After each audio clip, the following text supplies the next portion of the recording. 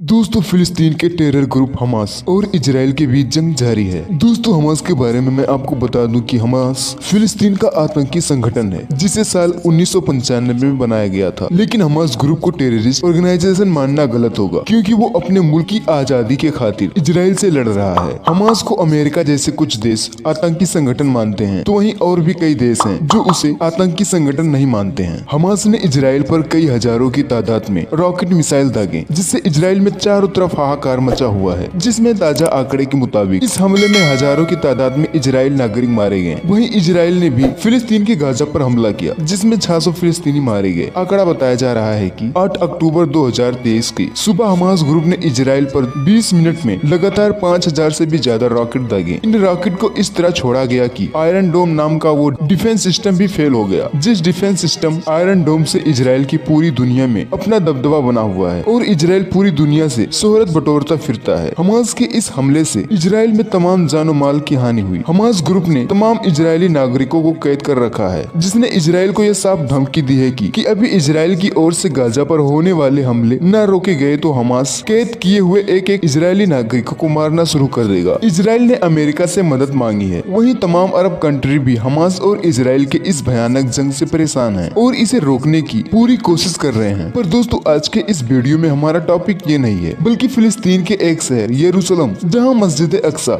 जिसे बैतुल मुकद्दस के नाम से जाना जाता है, मौजूद है, जिस पर दुनिया के 3 बड़े धर्म इस पर अपना हक जताते हैं और इस जगह को हद से ज्यादा पाक और पवित्र मानते हैं। दुनिया का शायद यही वो शहर होगा जिसकी खातिर सबसे ज्यादा जंगें हुई और सबसे ज्यादा जाने गयी। इस शहर यरूशलेम का इतिहास बहुत पुराना है। अब बात करें कि क्यों दुनिया के 3 बड़े धर्म मुस्लिम, यहूदी और ईसाई अपना इस शहर पर बराबर का हक जताते हैं। तो दोस्तों, अगर बात करें कि ईसाई लोग इस शहर को क्यों इतना पवित्र मानते हैं, तो मैं आपको बता दूं कि इस शहर में ईसाइयों का एक ऐसा होली चर्च मौजूद है जिसे हर एक ईसाई को देखने की ख्वाहिश है। ईसाइयों के अकॉर्डिंग यही वो शहर है जहां यीशु ईसा मसीह, जिन्हें इस्लाम में हजरत ईसा अलैहिस्सलाम के नाम से जाना जाता है, उनकी पैदाइश हुई थी। उन्होंने इसी शहर में परवरिश पाई थी, बल्कि उन्हें इसी शहर में सूली पर भी चढ़ाया गया था और उनके वसीयत में भी देखा जा सकता है कि उन्होंने इसी शहर यरूशलेम में दोबारा आने का जिक्र किया था। ईसाइयों को विश्वास है कि यीशु फिर से यरूशलेम आएंगे और यही वह मकबरा भी है जहाँ ईसा मसीह को दफनाया गया था। यही वो जगह है। यही वजह है कि ईसाई इस शहर को सबसे पवित्र मानते हैं। वहीं अब अगर दोस्तों बात करें यहूदी धर्म के बारे में कि आखिर यहूदी धर्म के लोग इस शहर को इतना खास और क्यों इतना पवित्र मानते हैं, तो दोस्तों यहूदियों के हिसाब से यही वो जगह है जहाँ से इस दुनिया की शुरुआत हुई थी। साथ ही यहूदियों के हिसाब से यही वो पवित्र शहर है जहाँ अब्राहम, जिन्हें इस्लाम में इब्राहिम अलैहिस्सलाम के नाम से जाना जाता है, वो अपने बेटे इस्माइल की कुर्बानी देने के लिए आए थे। साथ ही यही वो जगह है जहाँ यहूदियों की वो पवित्र और मुकद्दस दीवार मौजूद है जिसे यहूदी वेलिंग वॉल कहते हैं। यह उस मुकद्दस सुलेमान टेम्पल का एक बचा हुआ हिस्सा है जिसे हजारों साल पहले बनवाया गया था, जहां यहूदी आज भी इस दीवार के पास रो रो कर अपनी दुआ मांगते हैं। अब अगर बात करें कि इस्लाम धर्म में क्यों इस शहर को इतना मुकद्दस और पवित्र माना गया है, तो दोस्तों यही वो पवित्र शहर है जहाँ हमारे नबी करीम हजरत मोहम्मद सल्लल्लाहु अलैहि वसल्लम ने मेराज का सफर तय किया था। दोस्तों, मुस्लिमों के हिसाब से मक्का मदीना के बाद तीसरा या वो पवित्र और मुकद्दस शहर यरूशलेम है। इसी शहर में मुसलमानों का सबसे पवित्र और मुकद्दस अल अक्सा मस्जिद मौजूद है, जिसे मुसलमान हद से ज्यादा पवित्र मानते हैं। साथ ही यही वो शहर है जहां इस्लाम के तमाम नबियों की कब्रें मौजूद हैं। इस शहर यरूशलेम में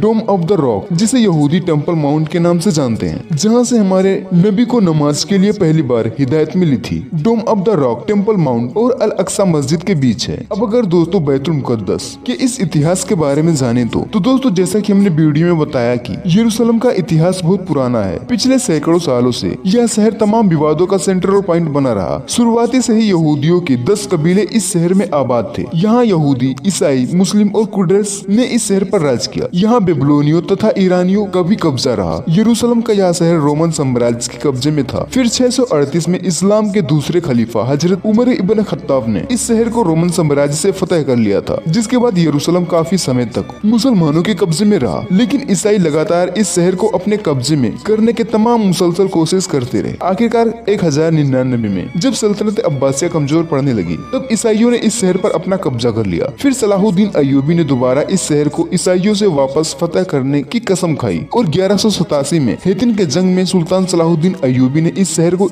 ईसाइयों से आजाद करा लिया और फिर लगभग 500 से 600 सालों तक यह शहर यरूशलेम मुसलमानों के कब्जे में ही था। फिर 1517 में सल्तनत उस्मानिया के एक सुल्तान सलीम अव्वल ने इस शहर को अपने कब्जे में ले लिया, जिसके बाद सुल्तान ने यरूशलेम के इस शहर में काफी कुछ बदलाव किए। दोस्तों ये बात है 18वीं शताब्दी की, जब ना ही इजराइल देश था और ना ही गाजा। ये पूरा इलाका फिलिस्तीन का था जो सल्तनत उस्मानिया के अंडर में आता था, जहाँ मुस्लिम, यहूदी और ईसाई खुशी खुशी से रहते थे, क्योंकि ये आबादी पहले अब जितना नहीं था। और अब दौर आया 19वीं शताब्दी का, और जब सल्तनत उस्मानिया कमजोर होने लगी तो इस शहर पर ब्रिटिश हुकूमत ने इसे अपने कब्जे में कर लिया। फिर आजादी के बाद 1948 में एक नए देश इजराइल का ऐलान कर दिया गया और फिलिस्तीन और यरूशलेम के 2 टुकड़े कर दिए गए और दोनों को आधा आधा बांट दिया गया। हालांकि इस फैसले को रोकने की अरब कंट्रियों ने भरपूर कोशिश की थी, लेकिन नाकामयाब रहे। इजराइल ने यरूशलेम पर ही नहीं बल्कि फिलिस्तीन के तमाम हिस्सों पर अपना कब्जा कर रखा है। अब दोस्तों चाहिए कि इजराइल और फिलिस्तीन के इस जंग में इंडिया को किसका सपोर्ट करना चाहिए, तो इसके बारे में लोगों का कहना है कि हमें फिलिस्तीन का समर्थन करना चाहिए, क्योंकि अरब कंट्रियों से ही तेल हमारे मुल्क आता है, जो अरब कंट्री फिलिस्तीन को सपोर्ट करते हैं। वहीं कुछ लोगों का कहना है कि नहीं, इंडिया को इजराइल का सपोर्ट करना चाहिए, क्योंकि इजराइल से तमाम टेक्नोलॉजी वाले उपकरण और ड्रोन इजराइल से भारत आते हैं। खैर दोस्तों, आज के इस छोटी सी वीडियो में बस इतना ही। वीडियो पसंद आया हो तो वीडियो को एक लाइक कीजिए और अपने दोस्तों के साथ एक शेयर करना मत भूलिएगा। और इसी तरह के हिस्टोरिकल वीडियोस पाने के लिए हमारे इस चैनल को एक सब्सक्राइब कर दीजिए।